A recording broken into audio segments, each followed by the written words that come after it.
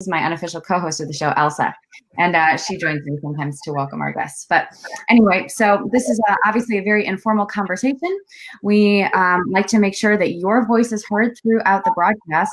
So if you've got questions, at any time, chime in the comment section and let us know. Also, if you just want to sign in, say hello, let us know where you're signing in from, tell us your name, little bits of your story, please share.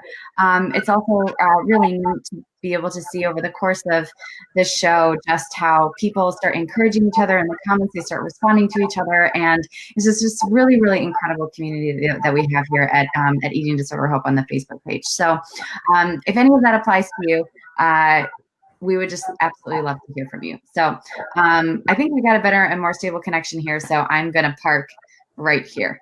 And without any further ado, I'm going to introduce our guest and our topic for today. So I'm going to bring her onto the other side of the screen. We have Melissa O'Neill joining us from Chicago, Illinois.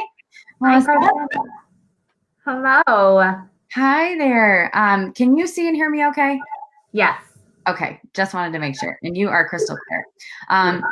So Melissa is joining us today. Actually, I should say Lamont, Illinois, not quite Chicago, because Melissa is the Director of Clinical Operations at Timberline Knolls Residential Treatment Center. That's just outside Chicago in Lamont. I'm actually going there. I'm going to be there tomorrow, so I can't wait to see Melissa and the whole gang face to face. But Melissa has a really interesting and incredible background and actually has done a lot of writing, not only on the Eating Disorder Hope website, but also for other publications throughout the mental health field on co-occurring disorders and eating disorders.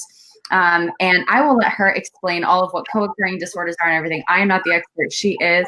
But we're going to talk specifically about two co-occurring personality and mood disorders and eating disorders. And this is something that I myself personally didn't know too much about until I started to go to more conferences within the eating disorder field and start learning more, and realize that these comorbidities, it's the long term for it, are very, very, very common. And so I hope that we all leave here a little more educated, but also that just kind of the stigma is released about this, and that it's a lot more common than people realize, but also that full recovery is possible. And so the goal is to give you a good shot and dose of hope when leaving here today. So Melissa, it's so great to have you here. Thank you so much for taking the time to join us.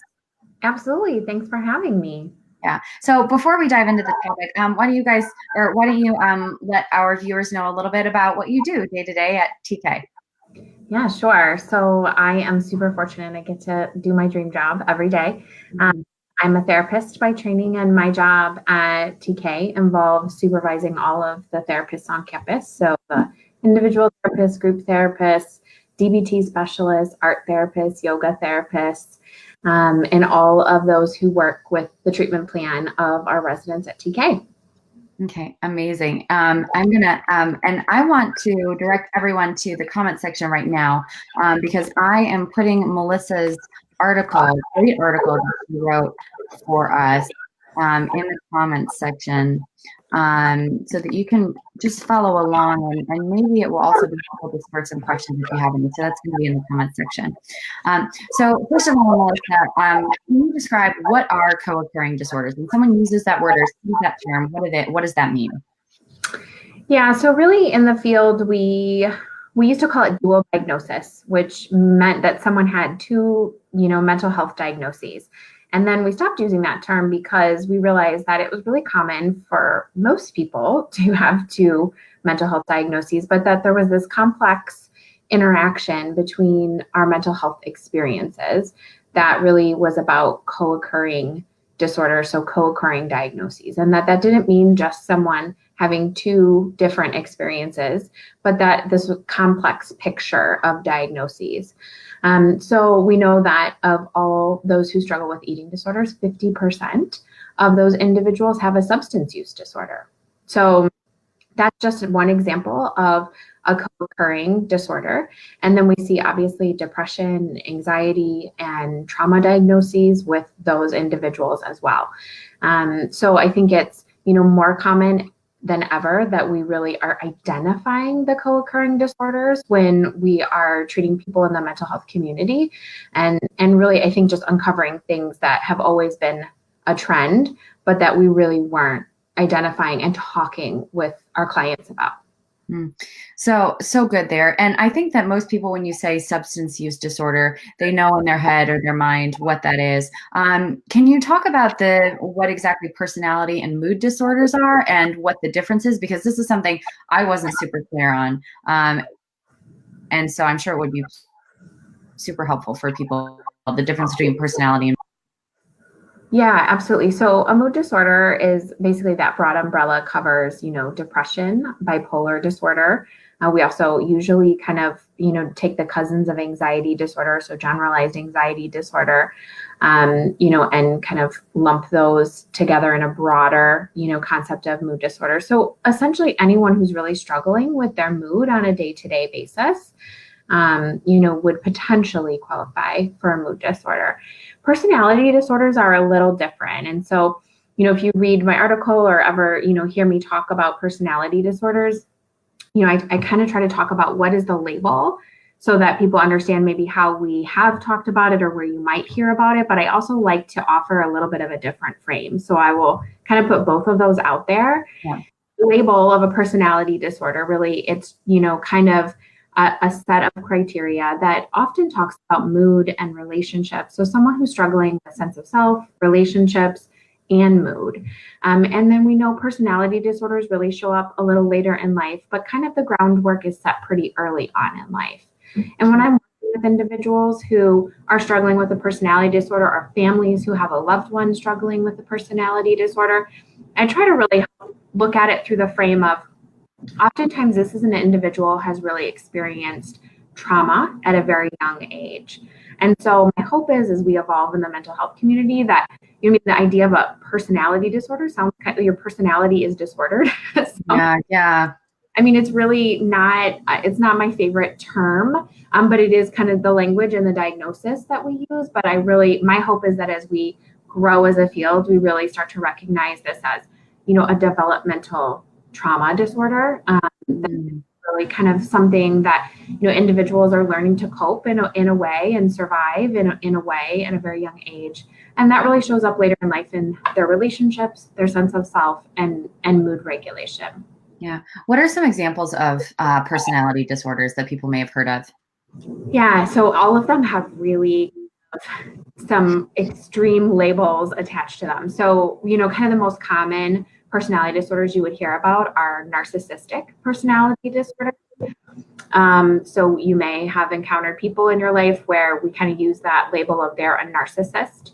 And then borderline personality disorder. And so that's the one that I talk most frequently about.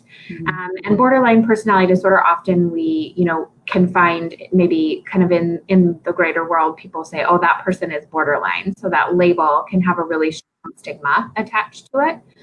And then another common one is antisocial personality disorder. That's in a different cluster of personality disorders. So I think most commonly kind of when we're treating inside mental health, we see narcissistic personality disorder and borderline personality disorder. Yeah. And I would love to get your input or insight on these issues because as you mentioned, they can affect so many elements and facets of your life and take root so early. Are these something like I personally believe because I have experienced full recovery from an eating disorder, and I know so many other people who have experienced total freedom from that. Does it work differently with personality disorders, and especially as they co-occur with eating disorders? Is it something that people can fully recover from, or is it something they have to manage? What does that look like from your perspective as a clinician? Yeah, absolutely. That's one of the biggest messages when I talk or when I'm working with clients is that just like we have really a full capacity to understand within eating disorders, there's absolutely recovery with personality disorders. And so, that occurring eating disorder and personality disorder has that same kind of, possibility for recovery. And it's important that we're looking at both, right? So that co-occurring piece always means that if that's a co-occurring experience for me, it means that we have to treat those pieces of my experience in a co-occurring way. So we have to treat them at the same time. Yeah, and let's talk a little bit about treatment. If someone is hearing this, whether they're watching now or they're watching later or they're watching on our YouTube channel, because that happens, and they're thinking, this maybe sounds like me. Can you talk a little bit? I mean, obviously, diagnosis needs to be done by a clinician and a mental health professional.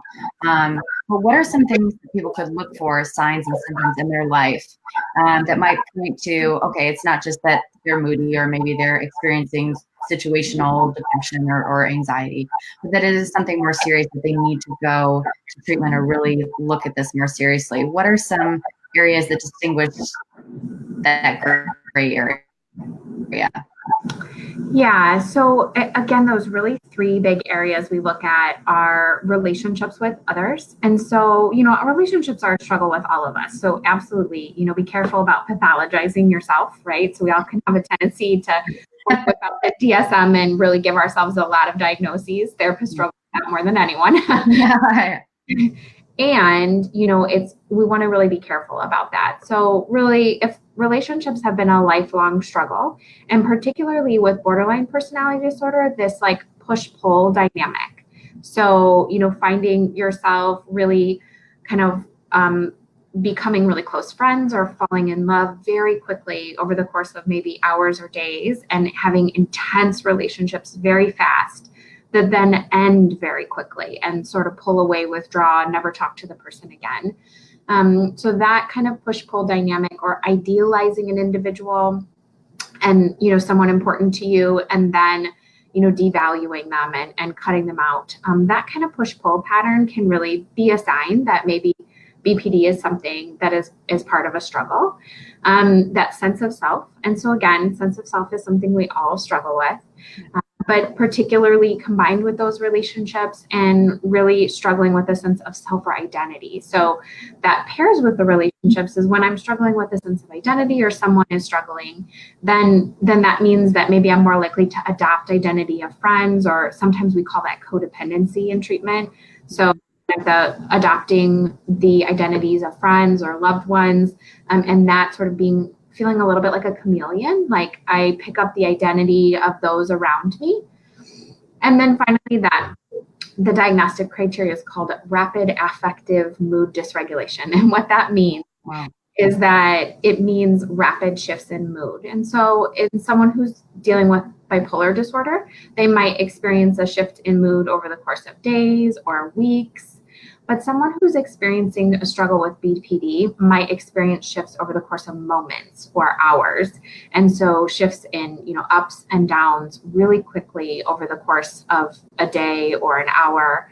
And so that kind of mood shift that really feels strong and internal, not just sort of I feel sad now and then something exciting happens and I feel excited, but that kind of really strong internal mood shift can be a sign of struggle with BPD. Yeah, so interesting. Thank you for laying that out so clearly for us. I just want to say, I know we've got some new viewers on in the last several minutes that we've been chatting. I just want to say welcome to Weekly Hope and encourage you to pop in, say hello, tell us your name, where you're signing in from, and if you've got any questions throughout this, now's the time to ask them. So just want to welcome you, say hello, and invite you to be a part of the conversation. So Melissa, when let's say someone makes that decision to seek help with the support of their family and friends, and how important is it to treat these things together, and how important is it to identify which came first? Because I would think that would be like, oh, well, is it my eating disorder, or is it the struggle with bipolar, or with something like borderline personality disorder? Which came first? Does that really matter? I think it's really natural to ask a lot of whys. I'm not sure that it does matter. And we do know that most of the times that groundwork for borderline personality disorder is laid first. Even though eating disorders can really develop at a very young age, most often BPD isn't diagnosed till later in life, but that groundwork is laid pretty early. So most times, really, the BPD comes first. And so, but again, your question's a good one. Does the why matter? Not so much, right? Today's present moment experience and how we heal, that's what matters. So, I think it's important to treat them together, because what I see happen, if we're just getting treatment for that mood piece of BPD, or we're just treating the eating disorder, is that you see sort of this whack-a-mole of behaviors, and someone really gets kind of their eating disorder under control, and then they might find, sort of love addiction or gambling or, maybe self-harm, things like that start to pop up. Because if we're not really addressing components of a struggle with BPD, then, you know, we're just treating the eating disorder, we might see an evolution to another struggle. So interesting. And so what is the challenge, or what are some of the challenges or some things that people might expect to deal with in treatment, like the interesting intersections between how these disorders, whether they're mood or personality and eating disorders, intermingle? I'm asking because it can be helpful to look at least it was helpful for me to look at the eating disorder behaviors as ways to cope with emotional stress and difficulty and anxiety. But I was never diagnosed with a personality or mood disorder. So what is the difference between using the eating disorder as a coping mechanism, so to speak, for one person versus someone who has a more serious mood or personality disorder? What's the difference? You know, I think it really is the same. It can be a little trickier to treat when the mood, you know, there's a very powerful mood disorder that's driving that force. But, you know, it really is similar in that looking at how you're coping. I mean, first, I think it helps you kind of recognize that, like, what a survivor you are, right? In that you found a way to cope. And at one time it worked and it's not working anymore. And so that's where we're looking at treatment. But when I am working with clients, and we always start there, like, that this is a really tough thing to deal with and manage. And how amazing that you found a way to be resilient. And so, you know, what a survivor you are. So I think just being able to kind of recognize that and start there is a really great place to foster healing. Yeah, I love how graceful that was, like you said, you know, because I'm sure that in the journey to recover and heal, there's so much shame associated with these labels. And also, I mean, just the way that mental health is portrayed in the media and in movies, people who struggle with, you know, more severe trauma that they've experienced and then have these developmental disorders come to play such a big role in their life. It can feel so much shame, but you were like, no, you're a survivor. Like, is change and thinks about perhaps their disorder a big part of healing? Say that one again, you cut out for a second. Yeah, sorry. Is how important is mental dialogue, changing the mental dialogue? Is it, and obviously I'm sure that's hard, like colossally hard. But is that like one of the major keys to recovery?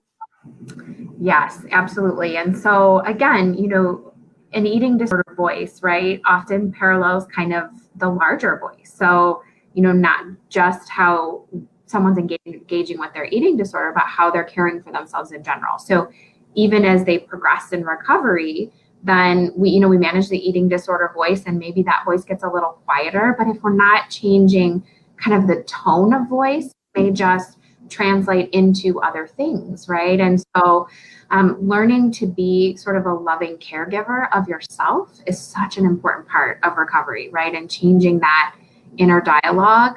And then again, it affects how we interact with others and, provides an opportunity to blossom in our lives. Mm-hmm. Do you see, I'm just curious, in practice, do you see mood and personality disorders more closely associated with one form of eating disorder or another? It's a really good question. I would say, sort of the research on that is that it's actually more common that when someone has an underlying personality disorder, that their eating disorder diagnosis changes over time. And so it's more likely that they might, someone may be struggling with bulimia, might kind of morph into that, what we call that ASFED, otherwise specified eating disorder. So sort of that their symptoms might change a little more over time than someone who didn't have that underlying personality disorder. So that's really the difference we see is, again, not just a whack-a-mole of like eating disorders or substances, but maybe that the particular eating disorder behaviors are evolving more throughout their lives and sort of swapping one behavior for another. Yeah. I know this is probably a question that you're going to say, oh, it so depends on the circumstance. But I think probably people wonder how long, once someone realizes this is the issue, they go to treatment, how long does it usually take to recover, especially for someone with dual diagnoses co-occurring? Yeah, and you answered it. Right. It does depend, but I think, again, there's a real power in looking in the rear view mirror in recovery, right? And so recognizing, I think we always feel like we have more work to do. I think that's just a human experience, right? I feel that all the time. I have more of my own work to do and my own growing to do. I'm never done, thankfully. And at the same time, like, let's look in the rearview mirror and see how far you've come. Yeah. So recovery is a journey. You know that better than anyone. It's not a destination. And so along the way, I think that kind of that place where someone's able to start really engaging in their meaningful life. When we see that with folks who do come, and do 30 days of treatment with Timberline Knowles. And so we see them start to be able to engage in their meaningful life. Now, does that mean everyone's back at school full time and kind of running at the pace that they wish that they had? Not yet, and so, sometimes that can take a year until someone's able to kind of engage. But I also find in that time, people start to reevaluate my meaningful life when I had that voice that was harsh and critical and perfectionistic looks different now that my inner dialogue has changed to more compassionate and full of grace. So when we have that shift in dialogue, sometimes the meaningful life vision changes too. And so pursuing that may not be a year or 2 years. It might start right away. Yeah, no, you're so right on about all of that. And it's really encouraging, I think, to hear that everyone is so different. And there's not a one size fits all recovery process. Sarah mentions, and Sarah, it's great to have you back with us. Thanks for tuning in and for your awesome comments always. Sarah said, after treatment, I felt like a different person. It's not a personality disorder, but it was a huge personal change. And that's so cool and so inspiring. Like, you can really change. And Sarah, thanks for sharing that. Melissa, I'd love to, and guys who are watching, all of you lovely people, if you've got a question or something that you want Melissa to chat about, let me know in the next couple of minutes here, because we're going to be signing off soon. But something I wanted to ask you about, I think I might be frozen. There we go. Okay. Is if you're a loved one, a parent or a spouse or a child, who this is your mother or father, trying to love someone who is struggling with these co-occurring disorders, what tools or advice can you give them? Because I'm sure they're probably trying, but maybe there's a lot more wisdom that a clinician can give them than maybe they can think of themselves. Yeah, so I think my first tip is make sure that you are getting your own support. I think there's a feeling sometimes like they're the one having the struggle. Why do I have to go to therapy, right? And so therapy I recommend for everyone. I have advice. But right, exactly. Yeah. But I think that, support is incredibly helpful. And so it's just a sounding board to help kind of repattern. Because the reality is, if you are in a relationship with someone who is struggling with BPD or co-occurring disorders, that's a pattern that sort of, it has a dance. The dance has a pattern and a rhythm that you're used to. And so if you're going to change what that dance looks like on your end, you need support to do it. So, and sometimes just a sounding board. So I say, to families, make sure you're in your own therapy, you're getting your own support. And then the second is, a balance between communication and limits. We can't always control that someone is going to understand us. So we can try to communicate, make sure that you are speaking your truth. That doesn't always mean someone's ready to hear us.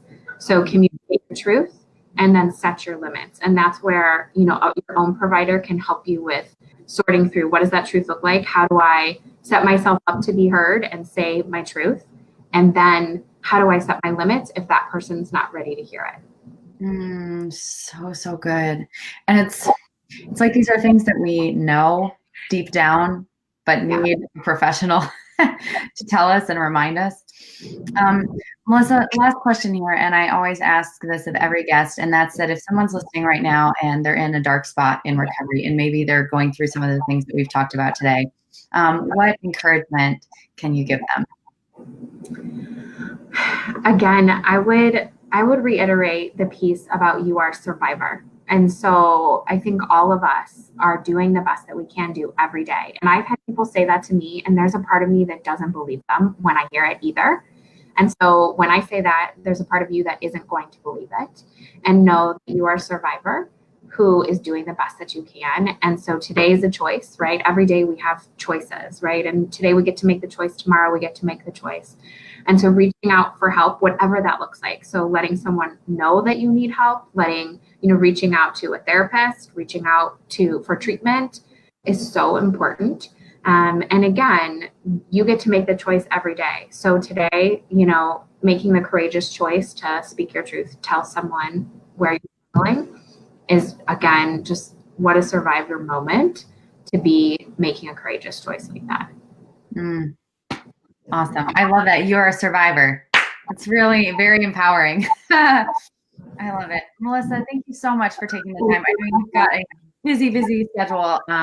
So we really do appreciate your taking the time to share your wisdom with us. Thank you so much. And I will see you tomorrow. Yes, I will see you tomorrow. Thank you so much, Kirsten.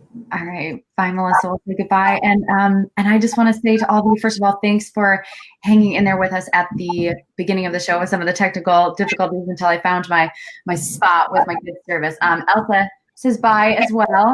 She says it was great to have you here. We are going to have another episode. Becca Joyce says thank you both. You're welcome, Becca. It's great to see you. I hope that this was educational and inspiring and uplifting for you. And also just want to reiterate what Melissa said about being a survivor. Like, you're incredible. And we can only do our best in the moment. That's something I have to remind myself of every day, and it was another great reminder. So I hope that was helpful for you. Also, if this was something that maybe you think could help someone else, feel free to share it anytime. It's going to be posted on our YouTube channel, Eating Disorder Hope YouTube channel. You can download the link there and share it with someone else. It will also be pinned here at the top of our Facebook page for the rest of the week, and always available on our videos page on Facebook. So we'll see you back here, same time, same place, Wednesday, 12 p.m. Eastern, for another episode of Weekly Hope next week. And as always, if you have a suggestion for a topic that you would like to hear about, let us know. Send us a message on Facebook.